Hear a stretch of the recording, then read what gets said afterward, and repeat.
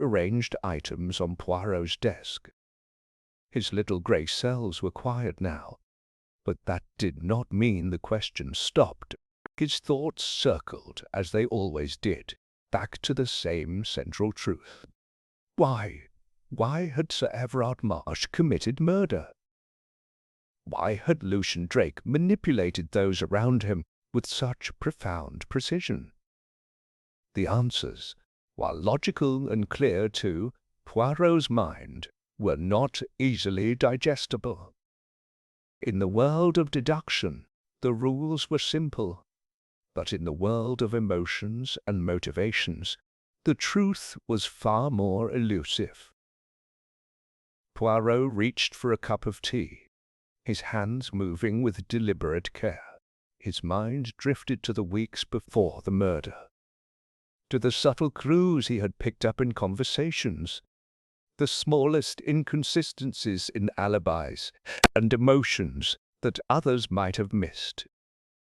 He had been patient, allowing the pieces of the puzzle to come together, and yet, despite his success, there was a lingering question that had followed him throughout the investigation. Had justice truly been served? Poirot's gaze moved to the small framed photograph on his desk, the one of his beloved homeland, Belgium. In that moment, he found himself thinking not of the solution to the case, but of the people left behind.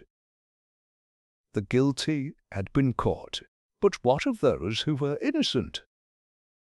Julia Vale, the woman who had been so intricately woven into the web of lies spun by Lucienne and Sir Everard, had never wanted any of this.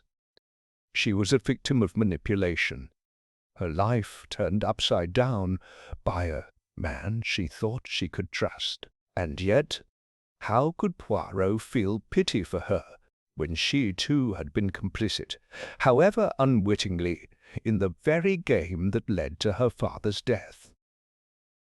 The aftermath for the others in the days following Sir Everard's arrest, Julia Vale had reached out to Poirot, seeking some kind of solace, some understanding of the events that had destroyed everything she had ever known. Her message had been polite but desperate, an invitation to meet. Poirot, ever the observer, had declined the meeting. He did not believe that a meeting with her would bring him anything but more questions. The human heart, after all, was a labyrinth of contradictions, and Julia Vale's heart was no exception. But there was also the matter of Douglas Thane. He had been the one who, despite his aloof demeanour, seemed to know more than he let on. Poirot's subtle questioning had revealed that Thane had been more than just a witness to the events. He had been a confidant, a key player in the unspoken tension between Lucian and Sir Everard.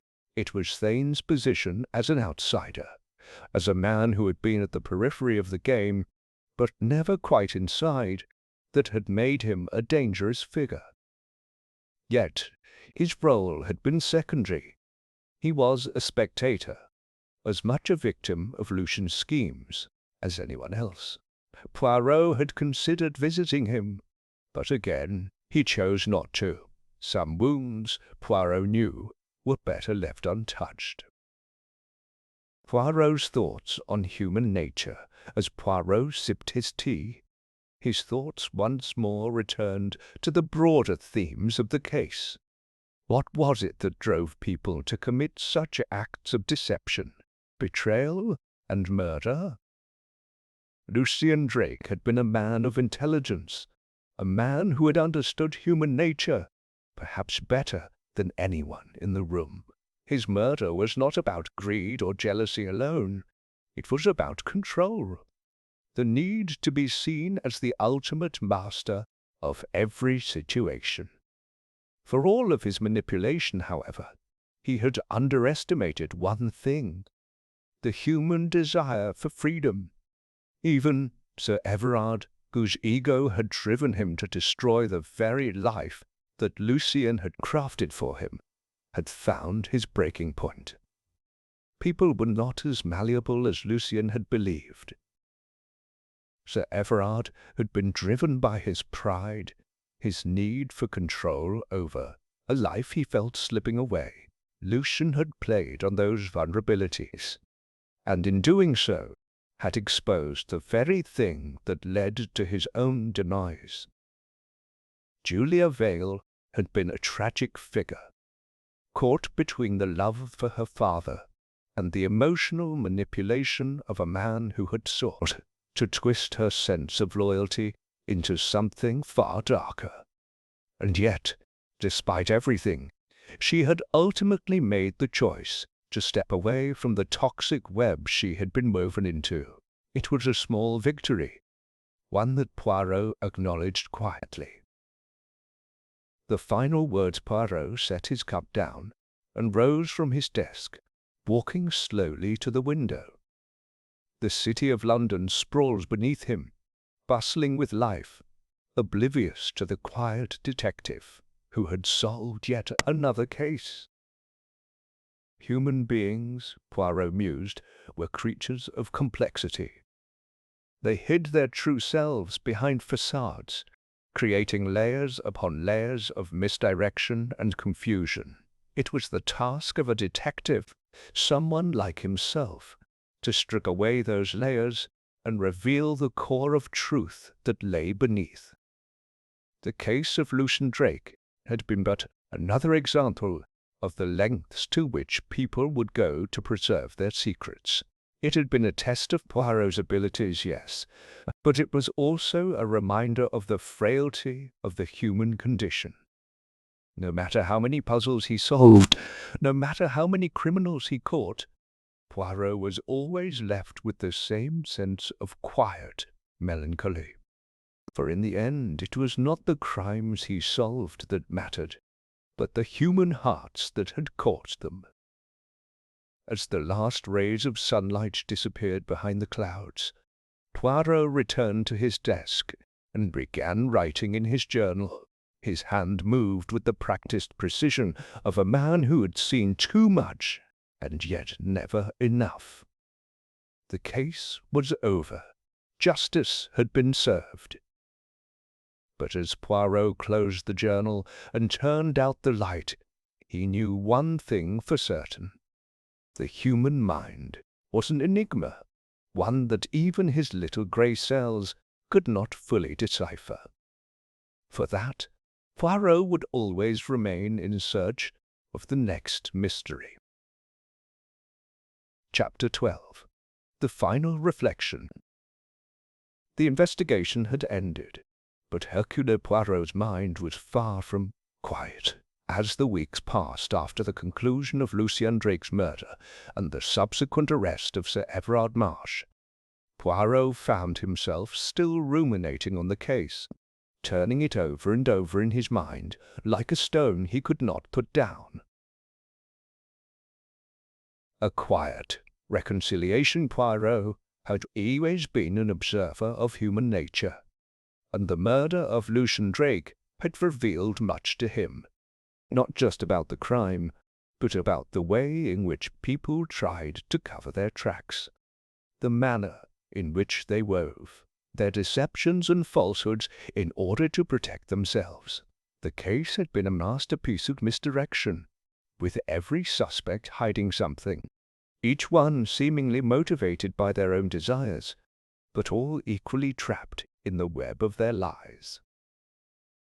In the days following Sir Everard's arrest, Poirot had received a letter from Julia Vale. It was a brief note. The inks had received a letter from Julia Vale. It was a brief note. The ink smudged slightly, but the words were sincere. She thanked Poirot for his help in bringing the truth to light, acknowledging the pain it had caused, but also the closure it had brought to her. She spoke of the difficult road ahead, but expressed hope that she could rebuild her life after the tragedy. Poirot had read the letter several times, his fingers tracing the words, and had wondered not for the first time about the true cost of justice. There was no satisfaction in seeing a man like Sir Everard brought to justice, no joy in exposing the lies that had been carefully constructed for years. In fact, there was only a profound weariness. Poirot's final visit to the scene, it was, on an afternoon tinged with melancholy, that Poirot found himself once more walking through the grand halls of Ashcombe House. The setting of the tragic events, the house, once vibrant with laughter and celebration, now stood silent, its echoing rooms holding nothing but the memories of a crime that had shaken them to their core. The once stylish mansion, a symbol of power and wealth, now felt like a hollow shell. The guests who had attended Sir Everard's fateful party had long since departed, leaving behind only whispers of the affair that had turned a social gathering into a scene of murder and betrayal. Poirot stood in the drawing-room where Lucian Drake had been found dead, his face frozen in a smile that was anything but reassuring. The room was immaculate now, but the air was heavy with the ghosts of the past. Poirot, ever the careful observer, could not help but examine every corner, every detail, searching for something he had missed, even though he knew it was impossible. The case had been solved. The guilty had been caught. Yet, standing there alone, Poirot felt a strange sense of unease settle over him, the puzzle of human nature. As he left the mansion, Poirot's thoughts turned inward once more. The conclusion of a case always left him with a sense of emptiness, as though the puzzle he had so carefully pieced together had no true resolution. The crime had been solved, but the reasons behind it, human nature itself, remained as elusive as ever. What had driven Sir Everard to kill? What had Lucian Drake truly hoped to gain from his calculated game of manipulation? And what about the others? Had they been victims too, swept up in the chaos of their own emotions and desires? Poirot knew that the human heart was an enigma. The deeper one delved into the motives and behaviors of people, the more convoluted the puzzle became. There were no easy answers, no neatly tied-up conclusions, only shades of grey, where truth and deception coexisted in a delicate balance. Hastings' final thoughts, as was often the case. Poirot's trusted friend, Captain Hastings, had been at his side during much of the investigation. Though Hastings had been more a passive participant than a co-investigator, his presence was always a source of comfort for Poirot. After the case was closed, Hastings had taken it upon himself to write a final account of the investigation, a.d. piece that would capture the drama, the tension, and the eventual resolution. It was, of course, Poirot who would be the hero of the story, but Hastings had a way of conveying the human side of their adventures, the friendship, the quiet moments of reflection, the interplay between Poirot's brilliance and Hastings's steadfast loyalty. Poirot had read the manuscript with his usual care, his sharp eyes scanning every word. When he finished, he closed the file and placed it on his desk. "Mon ami," Poirot had said, "you have captured the essence of our investigation, but there is one thing you must know. The real mystery, the one that will always remain unsolved, is not in the crimes we uncover. It lies in the hearts of those who commit them." A final reflection on justice. Poirot sat at his desk that evening, writing the last of his thoughts in his journal. He realized something that had always been at the core of his work. Justice was never about the outcome. It was about understanding. understanding the motives, understanding the person behind the crime, and understanding the deeper truths of human nature. He had solved the case of Lucian Drake, yes, but what he had truly uncovered was far more profound. The complex interplay of emotions, desires, fears, and contradictions that defined human beings was the true puzzle. It was a puzzle that could never be fully solved. Not by him, not by anyone, for each person held their own mysteries, their own secrets, locked away behind their eyes. Poirot closed his journal, satisfied for the moment. There would be more cases, more mysteries to unravel.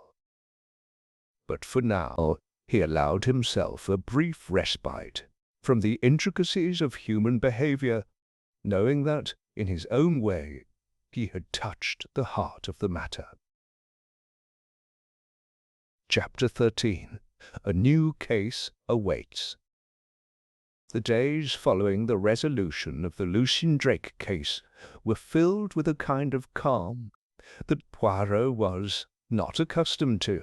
The tension had dissipated, the puzzle solved, but the restlessness in Poirot's mind never quite ceased. As much as he longed for peace, he knew that a detective of his caliber could never remain idle for long. An unexpected visitor. It was a bright and brisk morning when the letter arrived, slipping through the cracks of Poirot's carefully curated world, like a shadow passing through a door left slightly ajar.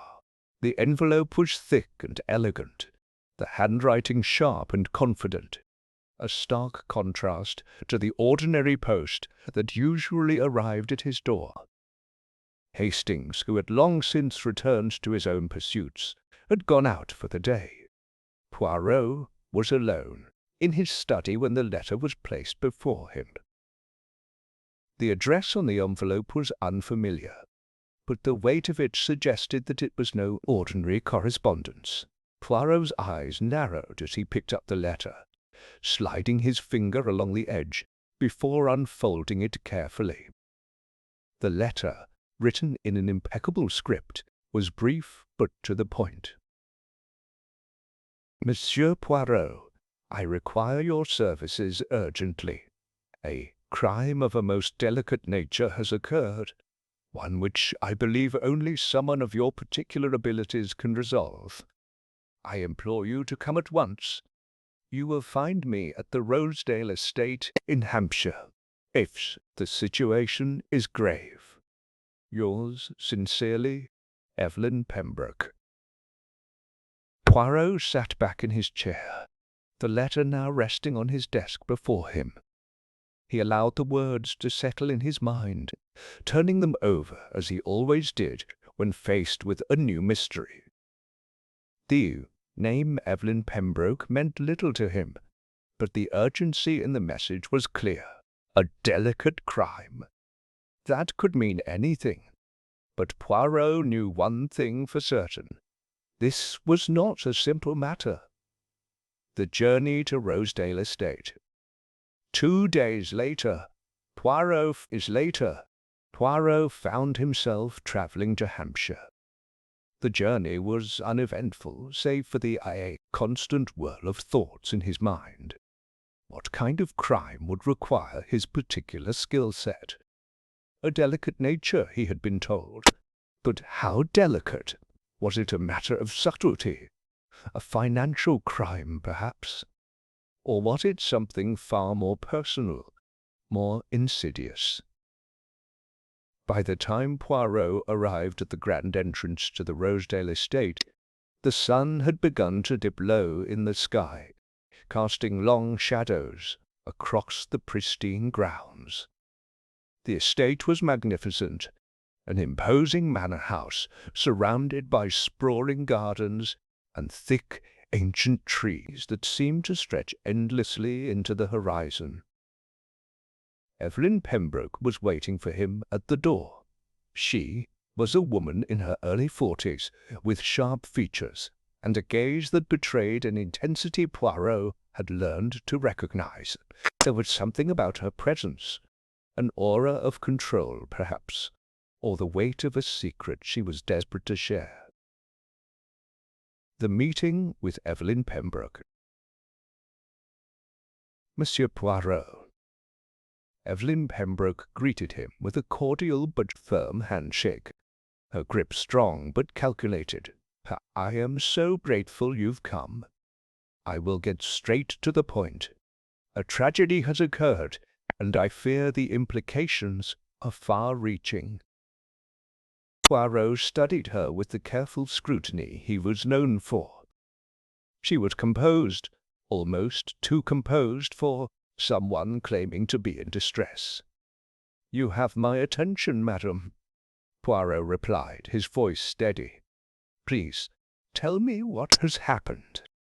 Evelyn led him through the grand hall of the estate, a sprawling corridor lined with portraits of past generations of the Pembroke family. As they walked, she explained the nature of the crime.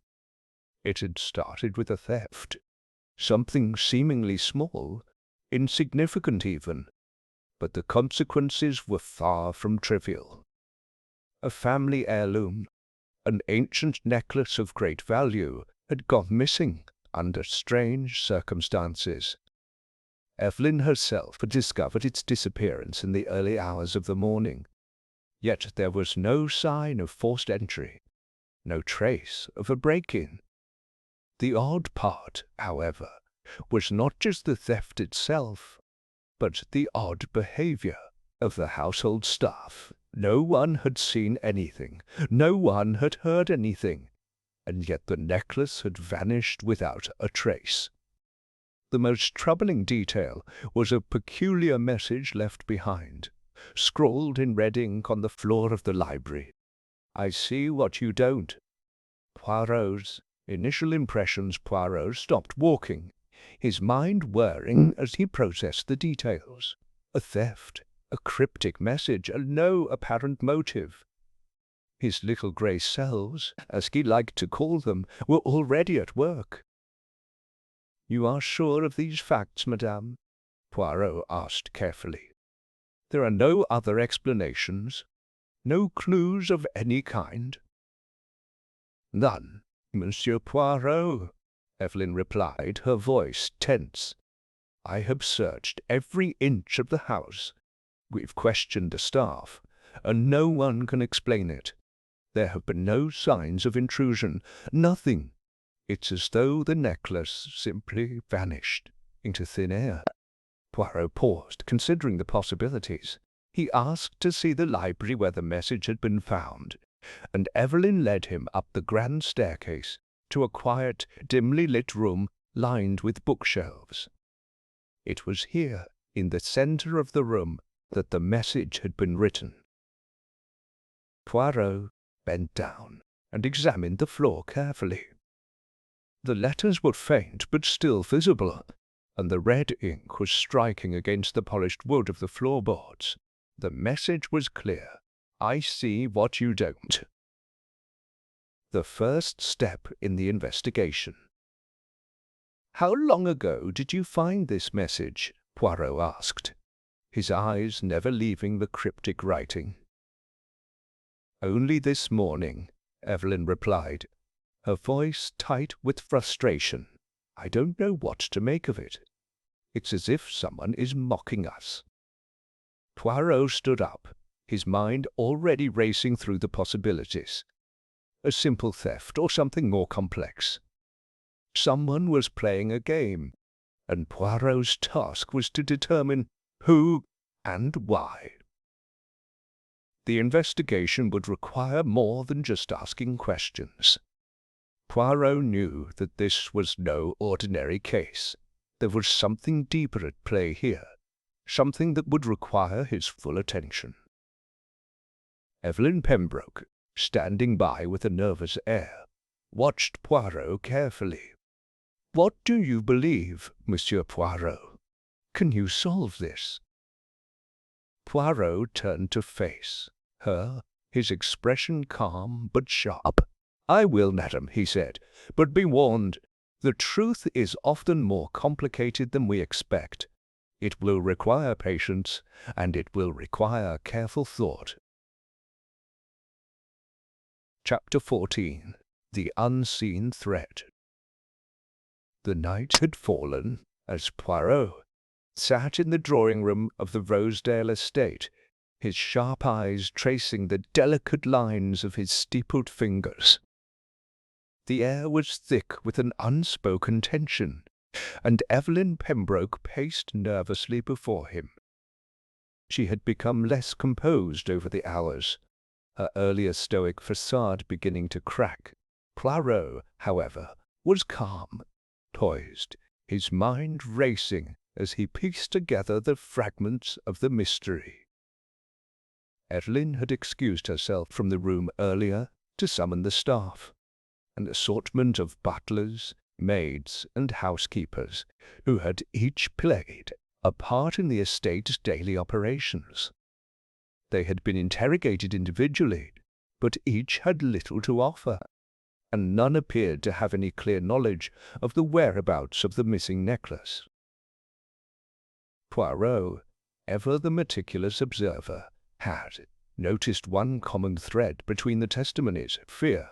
Each person seemed frightened, not of the police, but of something more elusive, something that remained just beyond their comprehension. Now, in the silence of the darkening room, Poirot's thoughts turned back to the cryptic message left in the library. "I see what you don't." What did it mean? And who was watching? A conversation with the staff. The following day, Poirot requested to meet with the household staff again, this time in the privacy of the library where the message had been found. Evelyn stood at the door, watching with anxious eyes as Poirot conducted his questions with careful deliberation. First, he spoke with the head butler, Mr. Harrison, a man in his mid-50s with a stern but respectful demeanour. He had been in the employ of the Pembroke family for over 20 years, and was known for his impeccable service. Poirot regarded him with interest, searching for any subtle indication of guilt or discomfort. Mr. Harrison's account was simple. He had been on duty the night before the theft, overseeing the household as usual. He'd entered the library around midnight to ensure all was in order, but claimed to have noticed nothing unusual. He described his routine as dull, the house quiet except for the occasional murmur of the other staff. Poirot's keen eye caught the briefest flicker of hesitation in the butler's eyes when he mentioned the library, but there was nothing overt to indicate his involvement. Next, Poirot spoke with the maid, Miss Clara, a young woman in her 20s, whose appearance belied a nervous energy. Her responses were not as composed as Mr. Harrison's, and she seemed visibly uncomfortable under Poirot's unflinching gaze. I don't know anything about the necklace, Monsieur Poirot," Miss Clara stammered, fidgeting with the hem of her apron. "I didn't hear anything strange. Everything seemed normal." Poirot studied her closely, noticing the faintest reddening of her cheeks when she mentioned the word normal. It was the kind of small detail that most would overlook, but Poirot had learned long ago to trust his instincts. There was more here. But what? He continued his questioning, systematically working his way through the rest of the staff, each interview revealing little more than surface details. Yet each person seemed to share one thing in common: an overwhelming fear of something they did not understand. The library reveals. More Poirot returned to the library, standing once more over the floor where the red ink had stained the wood. He crouched low, running his fingers gently along the grain of the floorboards. The faint, lingering scent of ink remained in the air, and Poirot's mind raced. There was something he was missing, something about the message itself. Why had the thief written those words in such a peculiar way? "I see what you don't." It wasn't just a taunt, it was a clue. His thoughts turned to the idea of perception. The thief was aware of something hidden in plain sight, something that everyone else had overlooked. What was it?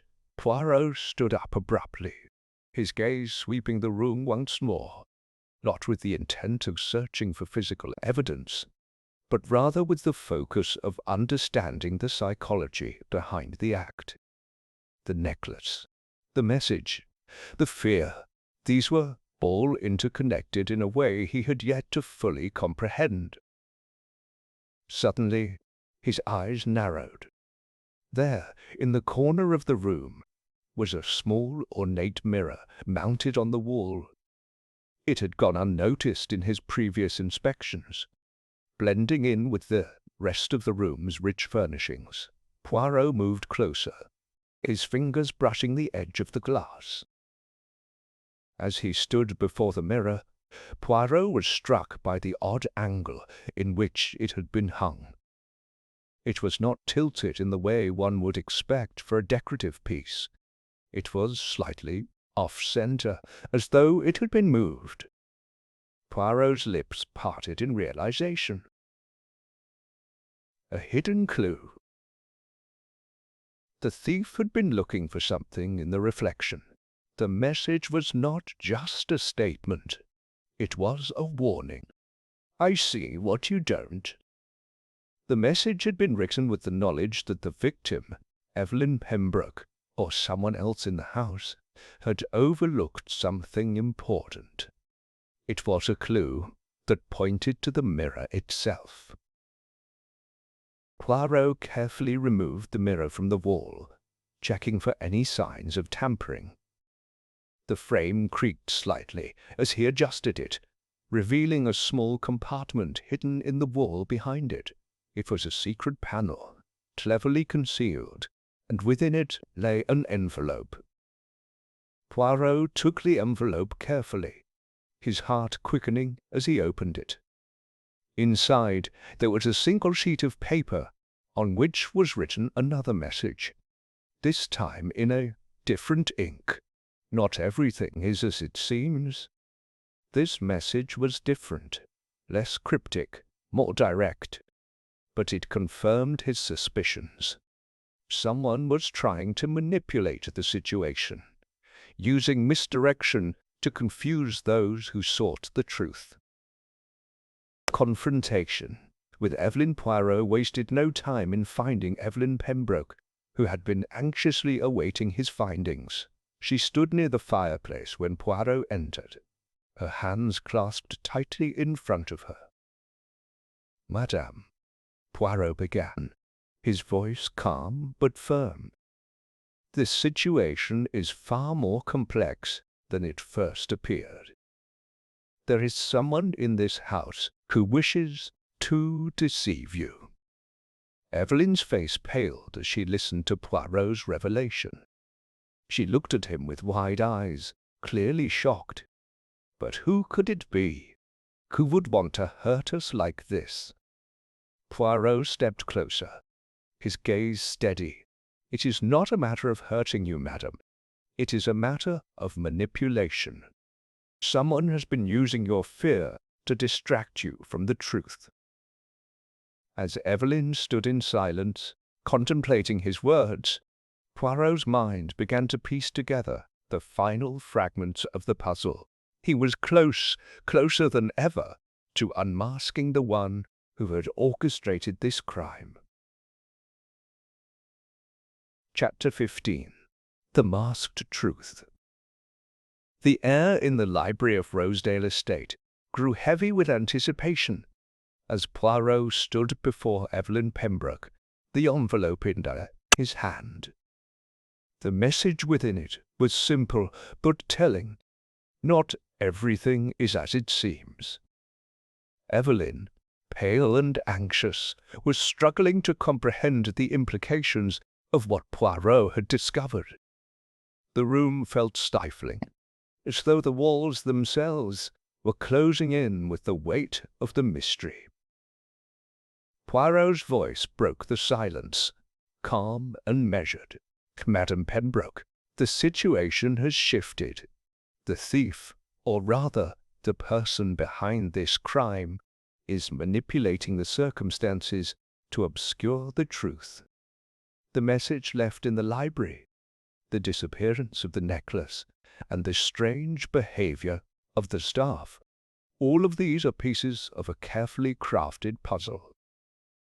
Evelyn seemed almost in a trance, her mind racing to understand. But who, Poirot? Who would want to do this to us? Poirot regarded her carefully, his mind whirring. "The answer lies within this house, madam. Someone close to you, someone who knows the estate inside and out, is orchestrating this deception. But I believe the motive is not theft. No, it is something far more intricate." The hidden web. Poirot spent the following hours revisiting the estate, retracing the steps of every person who had been in the house during the days leading up to the theft. He asked the staff about their movements, and although many appeared innocent, there was something in their eyes that suggested they were holding back. They knew more than they let on. Poirot's mind kept circling back to one particular detail: the fear. Each of the household staff seemed to have been influenced by an unseen force, an invisible hand guiding their actions. The feeling of dread in the air was palpable. But who had planted that seed? It wasn't just the staff who were involved. Poirot realized that the entire household was a carefully constructed web. Each person had a role to play, and every interaction, every gesture, was part of a larger plan. But what was the plan, and who stood to gain? Poirot returned to the library, his mind churning. The message behind the mirror was not just a warning, it was a signal, a way to point him towards something hidden in plain sight. The secret compartment, the envelope. It was as if someone wanted him to find it, to uncover the truth. The confrontation. Later that evening, Poirot summoned Evelyn to the library once more, her presence no longer one of mere curiosity, but of mounting desperation. She was growing increasingly anxious, and Poirot could sense her unease. "Madame, I have thought long and hard about this," Poirot began, his voice unwavering. "There is one person in this house who stands apart from the others, one individual whose presence has been curiously underplayed. It is time to reveal the truth." Evelyn looked at him, confused. "Who, Poirot? Who are you talking about?" Poirot's sharp gaze never left her as he spoke. "It is your brother, Edmund Pembroke." There was a long, stunned silence. "Edmund?" Evelyn whispered, as if the name had never crossed her mind before. "But Edmund is harmless. He's been ill for years." Poirot nodded slowly. "Ah, yes, the illness. How convenient. Edmund's health has kept him hidden in plain sight, hasn't it? No one suspects him. No one thinks to look closer. But the truth is, madame, Edmund has been playing a far deeper game than you realize." Evelyn's face was a mixture of shock and disbelief. "But he's never shown any sign of—" Poirot interrupted her gently. "He is not the man you believe him to be, madame. His illness has been a cover, a carefully maintained illusion. Edmund has been manipulating you, and he has been manipulating everyone in this house." Unmasking the scheme, Poirot's words hung in the air, heavy and undeniable. He stepped closer, his voice soft but resolute. "Do you remember the necklace? The family heirloom that has been taken? Edmund has always known the value of that necklace, not just in monetary terms, but in emotional ones as well. It is tied to the family legacy, to something far more valuable than any diamond or gemstone. He knew that the necklace's disappearance would shake the foundation of the family, bring you all together, draw attention." Evelyn's eyes began to widen as Poirot's explanation took shape. "But why, Poirot? Why would he do such a thing?" Poirot's eyes softened, though his mind was as sharp as ever. "Edmund's illness was never what it seemed. It was a ruse, a carefully calculated plan to play on your sympathy, to make you blind to his true intentions. His motives were not just financial, but psychological. He wanted control. He wanted power over the estate, and he knew that the only way to achieve that was by creating chaos, by making everyone distrust one another." Evelyn's voice quivered. "But how could I have not seen it? How could I have been so blind?" Poirot reached out and placed a reassuring hand on her arm. "It is not your fault, madame. Edmund used your love and your care for him to cloud your judgment. But now we have the evidence." The final revelation. Poirot turned to the desk in the corner of the library, where the envelope with the second message lay. The message was a final clue. Not everything is as it seems. Edmund's deception was not just in his actions, but in his very existence as you perceived it. He wanted to make you believe that he was incapable, that he was too frail to take any real action. Poirot looked back at Evelyn. "But he was the one who planted the message behind the mirror. He wanted to make sure I discovered it, and he made sure that every step of this investigation would lead me to him. It was all a carefully orchestrated play." At that moment, the door to the library creaked open, and Edmund Pembroke entered. He was frail-looking, as Poirot had expected, a man who seemed almost too weak to stand on his own, but there was no mistaking the gleam in his eyes. He was the mastermind behind it all. Edmund gave a small, mocking bow as he faced Poirot. "I must admit, Poirot, you are more perceptive than I gave you credit for. I thought it would take longer for you to uncover the truth." Poirot stepped forward, his gaze unwavering. "Your game is over, Edmund. You can no longer hide behind your illness. The truth is clear to all now." Edmund's lips twisted into a smile. "Perhaps, Poirot, but remember, what is hidden is often the hardest to find." With those final words, Edmund's mask of fragility cracked. The true face of the criminal was revealed, and the mystery of the missing necklace was solved. Chapter 16. The Shattered Mask. The grand hall of the Rosedale estate was dimly lit by the flickering flames of the hearth. The remnants of the storm that had passed earlier left a chill in the air. Yet the atmosphere within the estate was far colder than the weather outside. Poirot stood before Evelyn Pembroke, his steely eyes fixed on her as Edmund had been escorted away.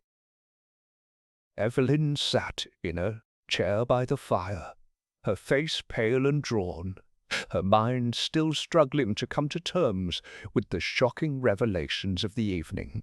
She had always known her brother Edmund to be fragile, to be someone who needed protection. But now she saw him for what he truly was, a master manipulator, a puppet master hiding behind the illusion of weakness. "Madam, I must ask," Poirot began, breaking the heavy silence, "before we proceed further, is there anything you have not told me? Something that might shed more light on this situation?" Evelyn's hands trembled as she clasped them together in her lap. "No, Poirot," she whispered, shaking her head. "I've told you everything I know. I don't understand how I could have been so blind. Edmund, he was always there, always in need of my help.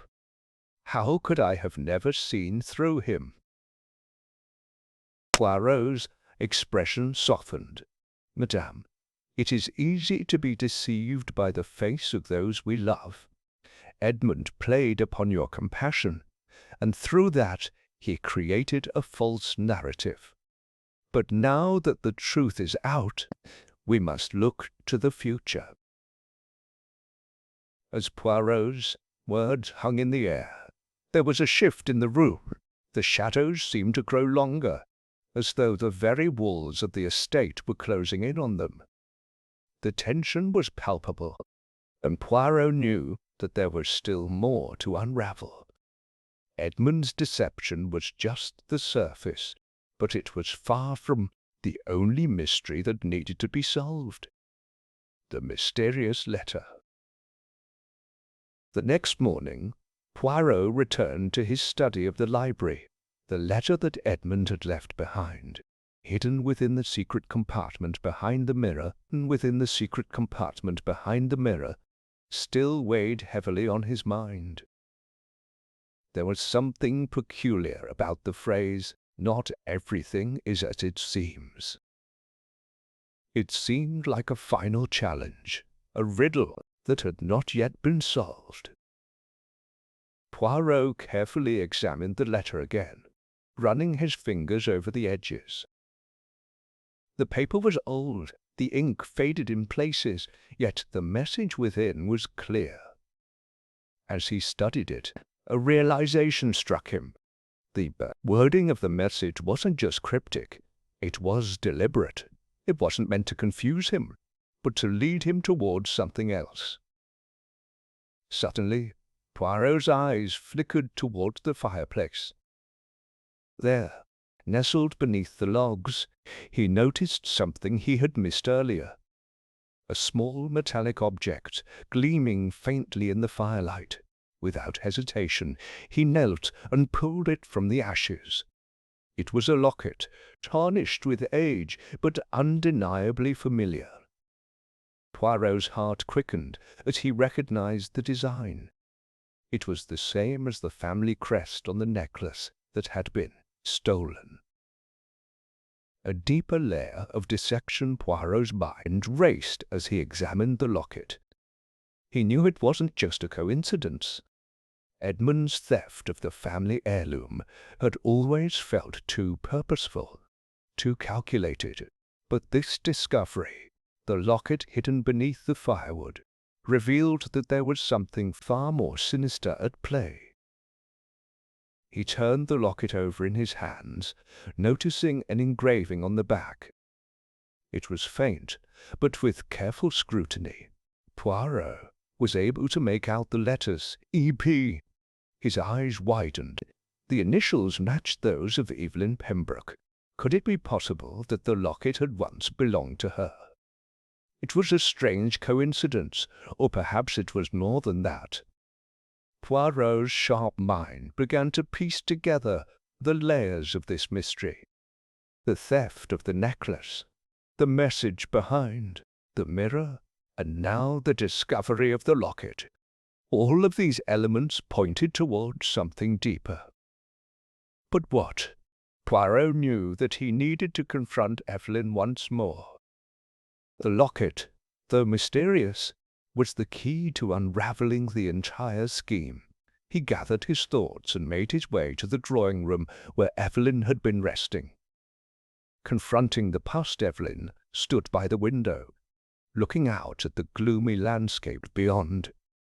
Her face, once full of grace, now seemed hardened, weary from the events of the past few days. When she turned to face Poirot, there was a trace of uncertainty in her eyes. "Poirot, I don't know what else you expect me to say," she said softly, her voice cracking. "I told you everything I knew about Edmund. You've seen how he used me, how he manipulated me. What more is there to uncover?" Poirot stepped forward, holding out the tarnished locket. "Madame, I believe this belongs to you." Evelyn's face went white as she took the locket from Poirot's hand. Her fingers trembled as she turned it over, gazing at the engraving. How did you find this?" Poirot's eyes were steady as he spoke. "I found it hidden beneath the firewood in the library. The question is, why was it hidden there? And why did Edmund go to such lengths to conceal it?" Evelyn's lips parted in shock. That locket was a gift from my mother. It's been in our family for generations, but I thought it had been lost years ago. When I was a child, I used to wear it all the time, but I haven't seen it in years." Poirot's brow furrowed. Yet it was hidden, as though someone was trying to keep it from being discovered. Edmund's theft of the necklace was not random, madam. He knew of the locket's significance, and he used it as part of his plan. Evelyn's voice trembled with the weight of the truth. "But why? What did he want with it? What is the connection?" Poirot took a deep breath. "That is what I intend to uncover. I believe the locket holds the final piece of the puzzle. Edmund's obsession with your family's wealth and legacy went beyond the necklace. He wanted to control everything that you held dear. The locket was a symbol, a piece of the family's heritage that he sought to manipulate for his own purposes. The final revelation." Poirot's mind raced as he continued to piece together the puzzle. The theft of the necklace, the message behind the mirror, the hidden locket, all of these were steps in a carefully orchestrated plan. But the true motive behind Edmund's actions was still unclear. Evelyn looked up at Poirot, her face a mixture of despair and determination. "Poirot, if there's something more to this, if there's more to Edmund's plan, I need to know. I can't rest until I understand it all." Poirot nodded, his mind finally finding the answer. "Madame, Edmund was not just after wealth. He was after power. Power over the legacy, over the estate, over you. He wanted to dismantle everything that connected you to your family's past, and by doing so, he would have control over everything. But he underestimated you, madame. He underestimated your strength." With that, Poirot's eyes hardened. "And now, madame, it is time for the truth to come to light. Edmund's game is over." Chapter 17. The Web of Lies. Unraveled. The morning had dawned with an unsettling stillness. The silence within the Rosedale estate mirroring the turbulent storm of revelations that had shaken its foundations. Poirot paced in his study, his mind constantly whirring, piecing together the final moments of the puzzle. Evelyn's revelations had shifted the sands beneath his feet, but there were still unanswered questions, too many to leave things unresolved. As he sat at the desk, his hands folded with careful precision, the earlier discovery of the locket weighed heavily on him. It was a tangible symbol of the deeper, darker currents swirling within the Pembroke family. Edmund's motives had been far more complex than simply greed or revenge. They had been intricately woven into a tapestry of control, manipulation, and psychological warfare. The clock on the wall ticked relentlessly, and Poirot knew that time was growing short. Edmund's web of lies had been spun so tightly that it was nearly impossible to separate truth from fiction. Yet Poirot was nothing if not persistent. Suddenly, a soft knock on the door broke his concentration. It was Hastings, looking every bit as worn from the tumultuous events as Poirot felt. "Poirot," Hastings said, his tone low. "There's something you should see." Poirot raised an eyebrow. "What is it, Hastings?" "It's about the letter, the one that Edmund left behind," Hastings continued. "I believe I may have found something that could be the final piece of the puzzle." Poirot's interest piqued. "Lead the way, mon ami." The hidden letter. Hastings led Poirot to the drawing-room, where Evelyn was sitting. Her hands clasped nervously. She looked up at them as they entered, her face pale with anticipation. Poirot wasted no time in sitting down, his fingers gently stroking his moustache as he studied her expression. "Madam," Poirot said, his voice calm, "you mentioned the letter left behind by Edmund. What did you know of it?" Evelyn hesitated, her eyes darting around the room as though searching for answers in the very walls. I didn't think it would matter," she admitted, her voice trembling. "I never thought that it could hold any significance. But now," her eyes welled with tears, "now I realize that Edmund's words were not just a threat, but a key to everything, a key to what he had planned all along." Poirot nodded thoughtfully. "I understand, madame, but we must examine it closely. Every word, every symbol. Let us see what Hastings has discovered." Hastings stepped forward, a small envelope in his hands. "It was hidden beneath the floorboards of Edmund's room," he explained. "I believe this letter is the one Poirot has been searching for." Poirot took the letter with careful hands, unfolding it gently. His eyes scanned the words, and a small smile crept onto his lips. The message was direct, but it held an unmistakable undercurrent of menace. "The game is over, but the pieces remain. You can never undo what is already done, but you can try to stop it. Beware the one who smiles before he dies, for his smile hides the truth you cannot see."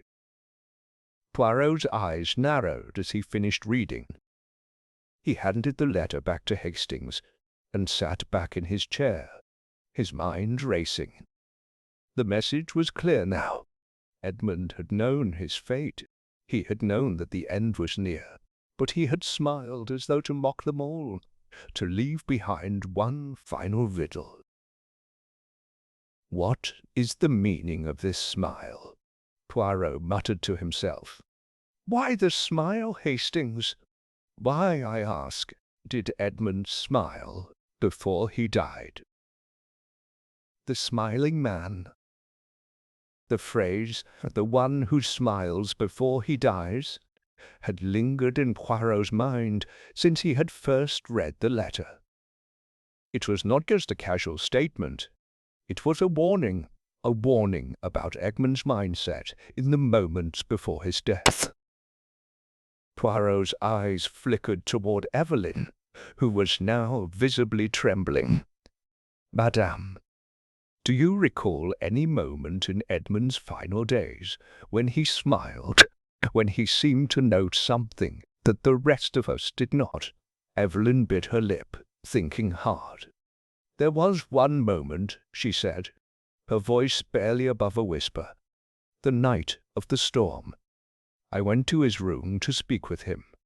He was agitated, pacing back and forth. But then, when I entered, he stopped and smiled at me, an eerie, unsettling smile. He said, "Everything is already in motion, Evelyn. There's no turning back now."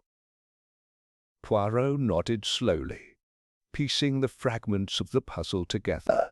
The smile was not one of relief or comfort, but a knowing, almost mocking grin, one that suggested Edmund had orchestrated the events of his demise, had planned every move, and now, in his final moments, he was silently enjoying the chaos they had created. "There it is," Poirot murmured, a sense of clarity dawning on him. The smile before death was Edmund's way of showing us he had already won. He was never just a pawn in this game, madam. He was the one controlling the pieces, all along. The final Trapero's deduction came in waves, each one bringing him closer to the heart of the mystery. Edmund had planned everything, from the theft of the necklace to the strategic placement of the locket. But more than that, he had played on the very emotions of the people closest to him. His manipulation of Evelyn had been central to his plan, but there had been a larger objective all along. Poirot turned to Hastings. "I believe we are nearing the end of our investigation, my friend, but there is still one question that remains unanswered. What was Edmund truly after?" Hastings raised an eyebrow. "You mean beyond money, Poirot? What could possibly explain all this madness?" Poirot stood up, a sense of finality in his movements. "It was never about the money, Hastings. It was about legacy. Edmund wanted control of the Pembroke estate, and he believed that by weaving this intricate web of deceit, he could erase his sister's claim to it. But in his arrogance, he underestimated one thing: Evelyn's strength." Evelyn looked at Poirot, her eyes wide with realization. "But how could he have known that I would fight back, that I would expose him? I had always been the one who sheltered him."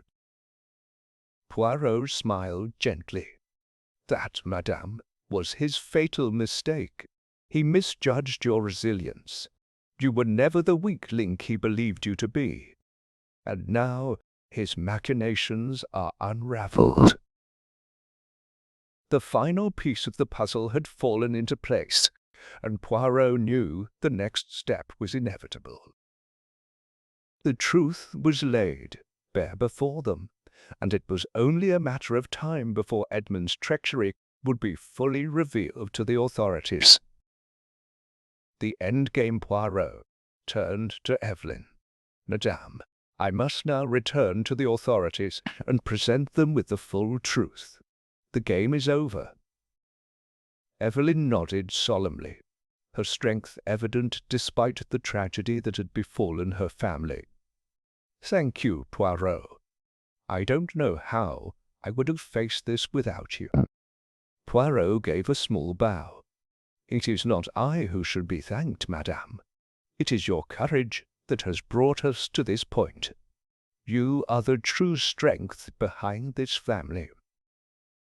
As Poirot departed, his mind was already turning over the final steps. Edmund's plot had been complex, but in the end it had been his own ego that had led to his downfall. The truth was now in the open, and justice would soon follow. Chapter 18. The Reckoning. The morning fog hung thick over Rosedale Estate as Poirot returned from the authorities' headquarters. He had relayed his findings, carefully outlining Edmund Pembroke's calculated crimes. Now, with the weight of the case off his shoulders, there was only one thing left to do: confront the truth that had haunted him for the past several days.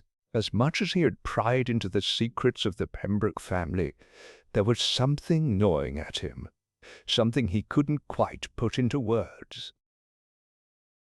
Poirot stood in front of the grand entrance of the estate, the weight of his thoughts pressing down on him. Hastings approached with his usual air of concern. The two of them had grown accustomed to the twists and turns of the investigation, but even Poirot could not help but feel the finality of the moment. "Poirot," Hastings said, breaking the silence, "the estate is in chaos. The police have already begun their investigation, and Edmund, well, he's gone, but I can't help but feel uneasy. It seems so neat, too neat." Poirot smiled, his gaze steady and contemplative.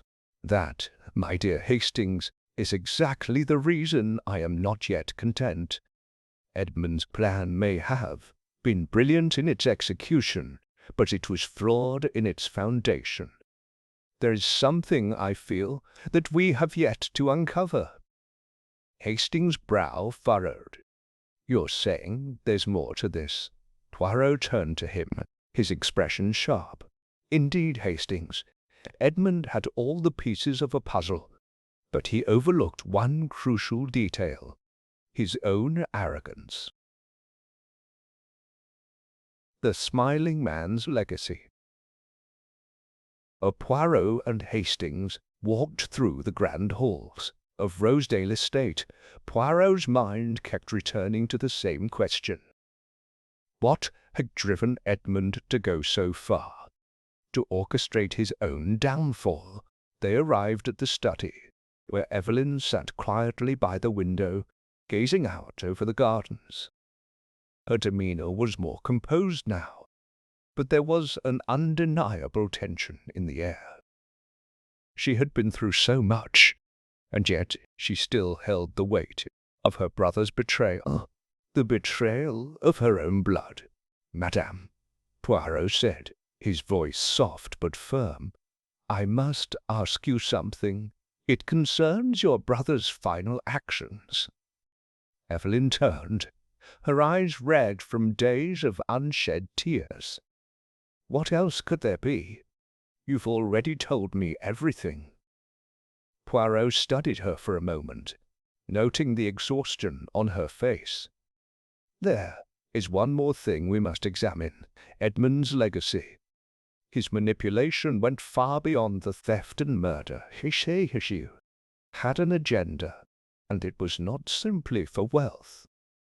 Edmund believed that by creating chaos, he could manipulate not only the people around him, but the very structure of the estate itself. He had something more in mind than just money." Evelyn frowned, confusion settling across her features. "But what could he have wanted? The estate will pass to me now. What more could he have hoped for?" Poirot walked to the fireplace, his mind still racing. "It was never about the money, madam. No, Edmund craved control. He believed that by putting everything into disarray, he would be able to force the Pembroke family into a position where they had no choice but to bow to him. He wanted power, more than wealth, more than revenge. He wanted to erase the memory of your family's history." A web of influence. Poirot turned back toward Evelyn, his gaze intense. "And that is where his plan failed. He underestimated your strength, madam. You are not a pawn in his game. You are the queen."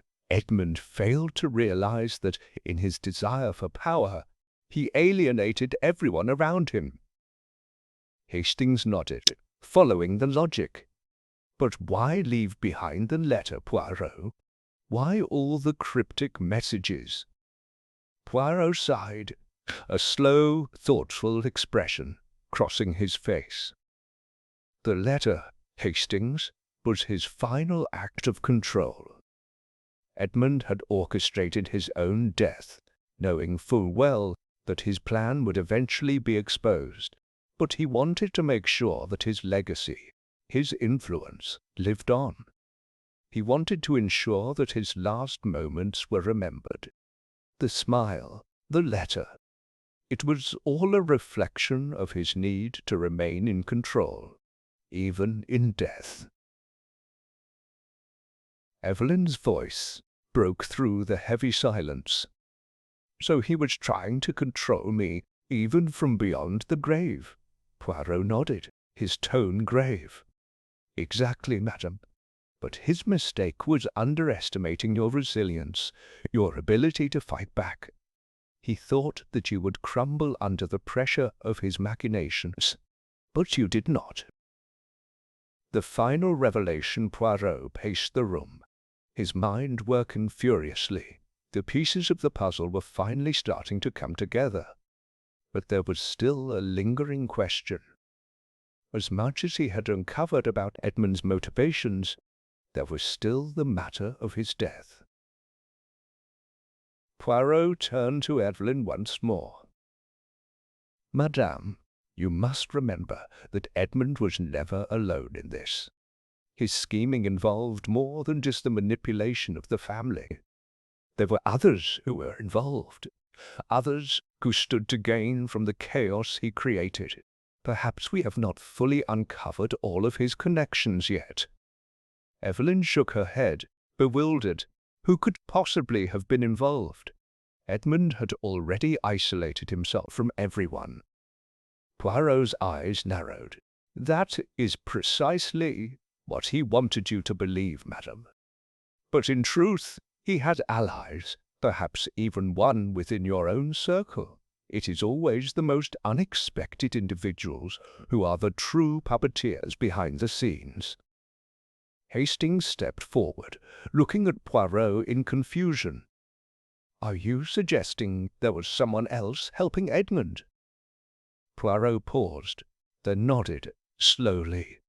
Yes, Hastings. Someone who knew exactly how to manipulate the situation to their advantage, and someone who is still among us.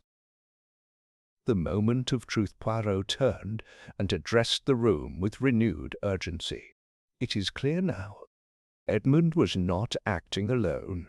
Someone else was orchestrating events from the shadows. We must confront them before they escape, or worse, before they strike again. Evelyn gasped, her face pale. Who could it be, Poirot? Who? Poirot's eyes scanned the room, and a sudden realization struck him. His gaze settled on a figure who had remained quiet throughout their conversation. The butler, Mr. Gray. Poirot's lips curled into a small smile. The answer, madame, lies within your own household. The butler, Mr. Gray, has been playing a role far larger than anyone suspected. He was Edmund's accomplice, his ally in this game of deception. Mr. Gray was the one pulling the strings behind the scenes. Evelyn's face turned ashen, and she looked at Mr. Gray in shock. The butler's expression remained cold and unreadable, but Poirot could see the subtle tension in his posture. Mr. Gray stepped forward, his voice smooth but tinged with a hint of arrogance. So, it seems the great Hercule Poirot has finally pieced it all together. Yes, I was involved, but it was never just about Edmund. It was about something much more valuable. Power. Influence. Poirot stepped toward him, his voice calm but firm. Your mistake, Mr. Gray, was underestimating the power of human nature. Edmund's plan may have been intricate, but it relied too much on deception and too little on understanding the people around him. And you, like Edmund, underestimated one person above all, Evelyn. The butler sneered. You think she can stop me now? It's too late for that. Poirot's eyes gleamed with determination. We shall see, monsieur. We shall see. Chapter 19. The Final Play. The quiet elegance of Rosedale Estate had been shattered. What was once a peaceful and picturesque family home now echoed with the silent tension of suspicion and revelations. Poirot had orchestrated the final confrontation with Mr. Gray, the butler turned mastermind, who had worked behind the scenes to aid Edmund Pembroke in his manipulation of the estate and his family.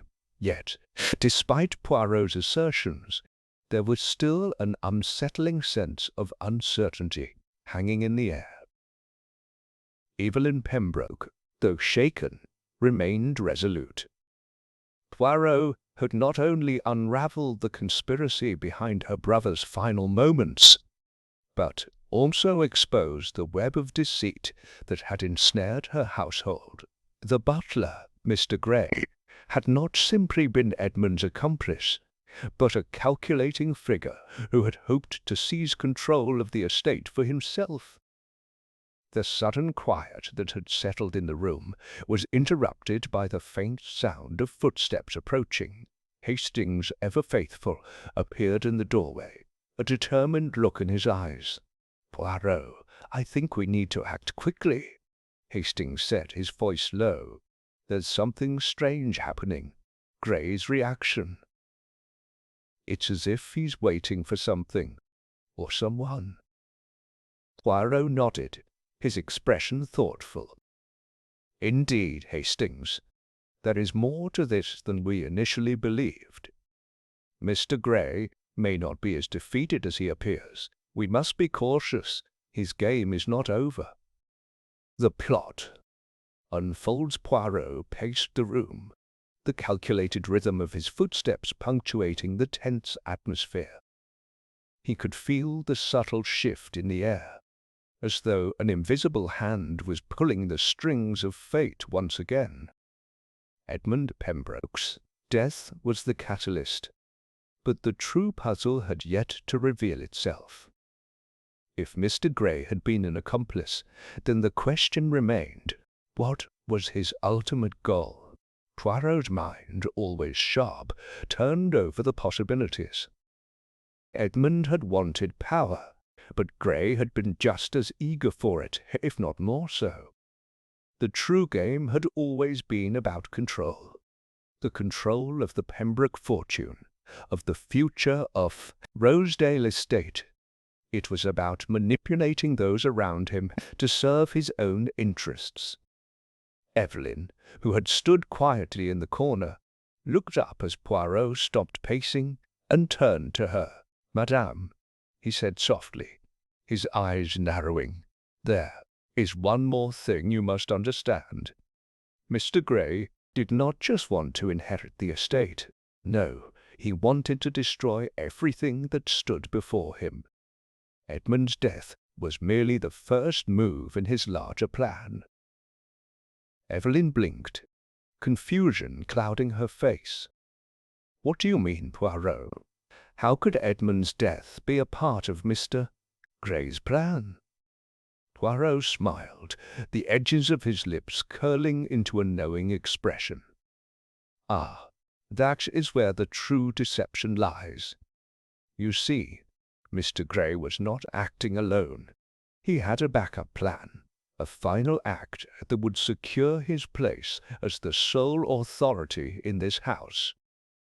The smile on Edmund's face was not just a final reflection of his twisted satisfaction. It was a signal, a clue to something far more insidious. Hastings stepped forward, a look of realization dawning on his face. "You mean—" Poirot nodded. "Yes, Hastings.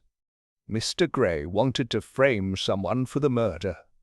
Not just anyone, but someone whose absence would create enough confusion to ensure his own ascension. You, madame, were the perfect target. Thought if you were implicated in the crime, the entire estate would fall into his hands." Evelyn took a step back, her hand instinctively rising to her mouth. "But why me? Why would he want to frame me?" "Because you are the heir," Poirot replied, his voice unwavering. "If you were caught, it would be much easier for Mr. Gray to manipulate the situation to his advantage. His ambition blinded him to the truth that the family he sought to control would never fall to such an underhanded scheme." The last piece of the puzzle. Poirot's eyes gleamed as he turned to face Mr. Gray, who had remained eerily silent through the exchange. The butler, pale and cold, stared back at Poirot with a calm that bordered on arrogance. "You think you've won, don't you, Poirot?" Mr. Gray's voice was a low hiss. "But you're too late. This estate was always going to be mine. You were simply a distraction, someone to divert attention while I carried out my plan." Poirot's gaze never wavered. "Ah, Monsieur Gray, you underestimate me. I knew from the moment I arrived that something was off. The pieces never fit, but it was your own pride that betrayed you. You thought yourself too clever, too untouchable, and that, monsieur, is where you made your mistake." Mr. Gray's lips curled into a sneer. "And what mistake is that, Poirot?" "The fact that I was going to inherit it all. That I was going to be the one to make this place truly mine." Poirot's voice remained measured. "No, monsieur. Your mistake was underestimating the intelligence of a single individual, Evelyn. She would never allow you to manipulate her. And in trying to control her, you exposed yourself." For the first time, Mr. Gray's confidence faltered. His eyes flickered with uncertainty. "You don't understand. This was the only way. Edmund, he left me no choice." Poirot took a step forward, his voice dropping to a near whisper. "You had a choice, Monsieur Gray. You always had a choice. But in choosing to deceive and manipulate, you sealed your fate, the final confrontation." At that moment the door opened, and a team of uniformed officers stepped into the room. The leader, a stern-faced inspector, nodded to Poirot. "We have everything in place, Monsieur Poirot. Mr. Gray is under arrest for his involvement in the murder of Edmund Pembroke and the conspiracy to frame the heir." Evelyn looked at Poirot, her eyes wide with disbelief and gratitude. "You did it. You exposed the truth." Poirot gave her a small, gracious smile. "It was not me, madame, but your own strength and determination that brought us to this point. You proved yourself to be the true heir, the rightful custodian of Rosedale Estate." With a last defiant glance toward Poirot, Mr. Gray was led out of the room, his fate sealed. Evelyn, though exhausted, finally allowed herself a breath of relief. The aftermath as the officers took Mr. Gray away. Poirot and Hastings remained in the study, taking in the aftermath of the case. The tension had finally broken, and the estate once again seemed at peace. But Poirot could not help but reflect on the darker side of human nature, the lengths to which people would go for power and control. "Poirot," Hastings said, breaking his reverie, "what do you think will happen to Evelyn now?" Poirot turned to him, his expression thoughtful. "Madame Pembroke is stronger than she realizes. She will carry on." "Madame Pembroke is stronger than she realizes. She will carry on, and this estate will flourish once again.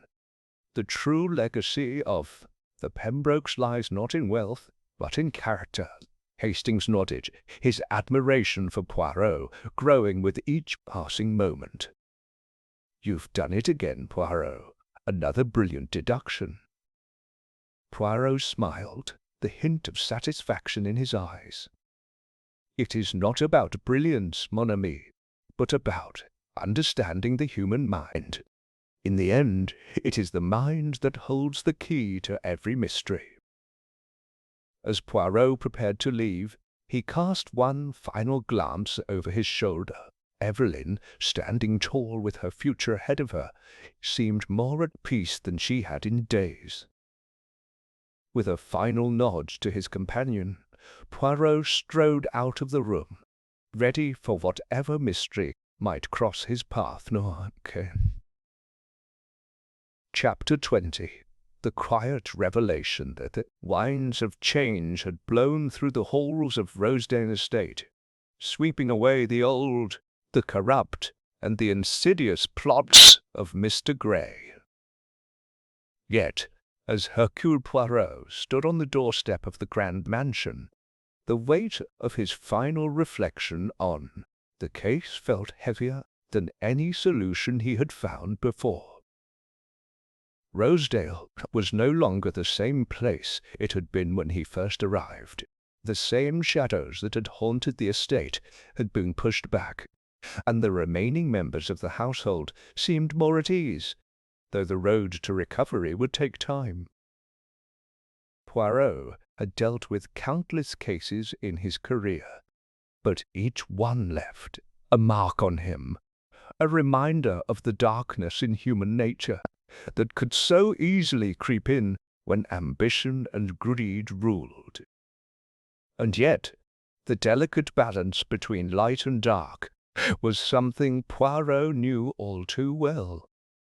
With his hat in hand, he looked one last time toward the mansion before turning to his loyal companion, Captain Hastings, who had been by his side throughout this entire ordeal.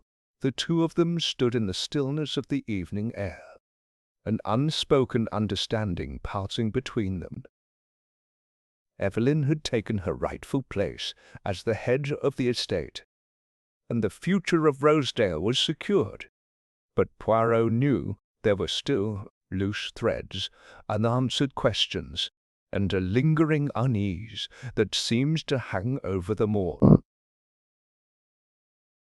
"Poirot," Hastings began, his voice reflecting the tension that had been building since the arrest of Mr. Gray. "Do you think this is really over?" Poirot's eyes glinted with a knowing look, the twinkle of a mind always searching for the next puzzle.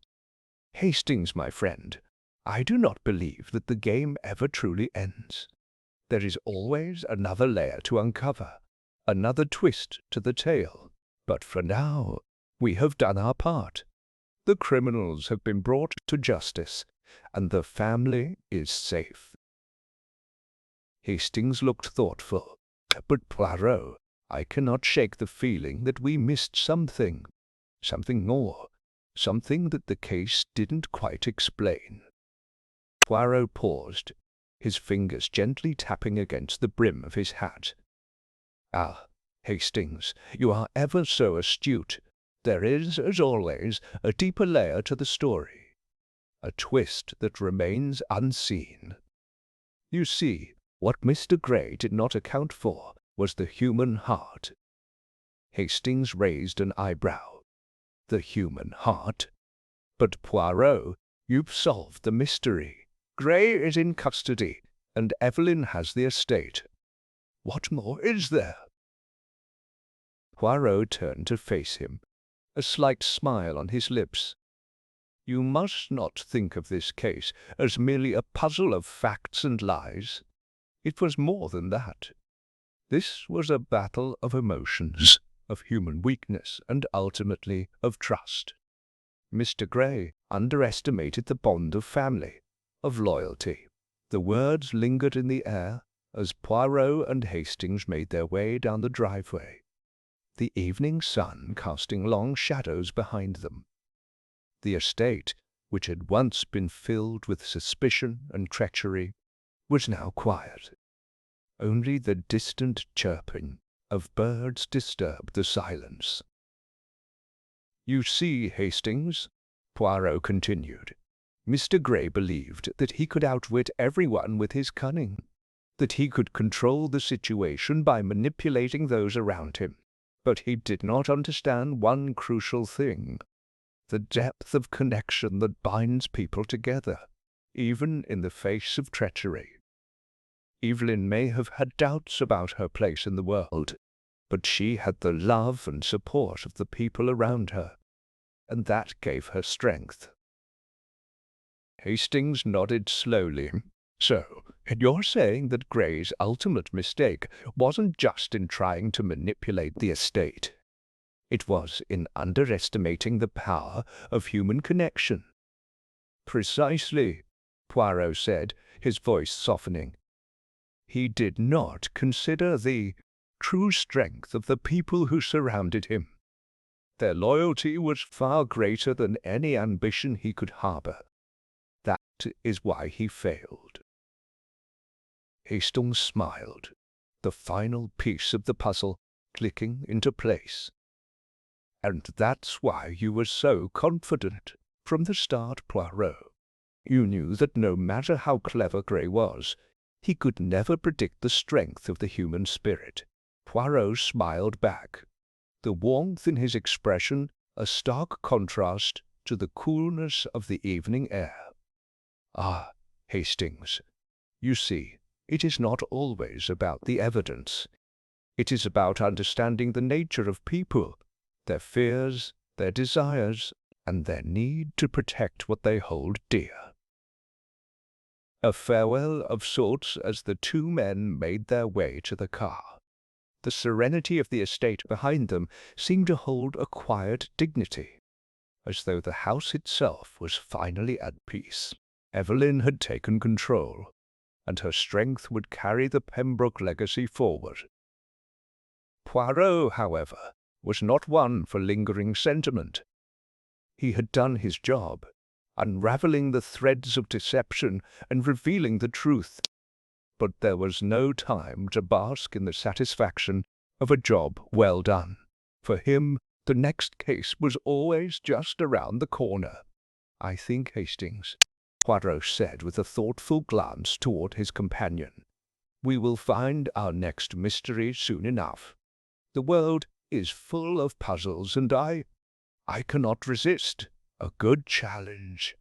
Hastings laughed, a chuckle filled with affection for his companion.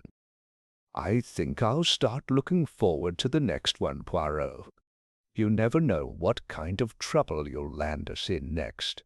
Poirot's gaze turned to the horizon, where the first stars of the evening began to appear, twinkling like tiny mysteries waiting to be solved. "Ah, my friend, trouble is just another word for opportunity. And opportunity, in the end, is what keeps us moving forward." With that, Poirot adjusted his coat, gave a final nod to Rosedale Estate, and turned to his companion with that familiar gleam in his eye. "Onward, Hastings. The next mystery awaits." And with that, the two detectives drove off into the night. The quiet revelation of their final victory settled between them like a well-worn coat, comforting, familiar, but always ready for the next adventure. The end.